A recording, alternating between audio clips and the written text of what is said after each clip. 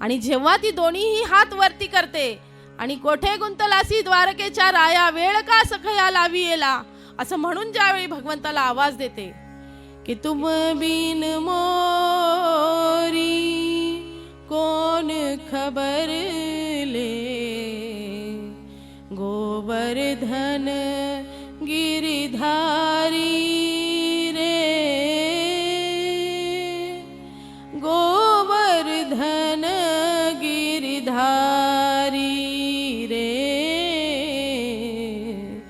तुम बिन मोरी कौन खबर ले, गोवर्धन गिरिधारी रे, गोवर्धन गिरिधारी रे, भरी सभामा द्रौपदी थारी, भरी सभामा द्रौपदी थारी, राखो राज हमारी रे, गोवर्धन गिरिधारी रे, गोवर्धन गिरिधारी रे,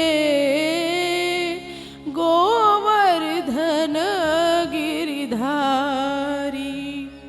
की हे देवा, धाव, आता माझं रक्षण केवळ तूच करू शकतोस.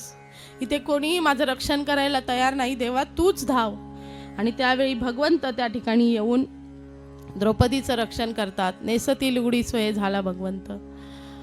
स्वतः त्या ठिकाणी अंबर अवतार घेऊन त्या द्रौपदीचं रक्षण त्या ठिकाणी करतात. आणि द्रौपदी सांगते की हे देवा, हा जो साख्य भाव आहे ना, हा सखा जो भाव आहे, हाच भाव माझ्या आयुष्यामध्ये निरंतर राहू दे.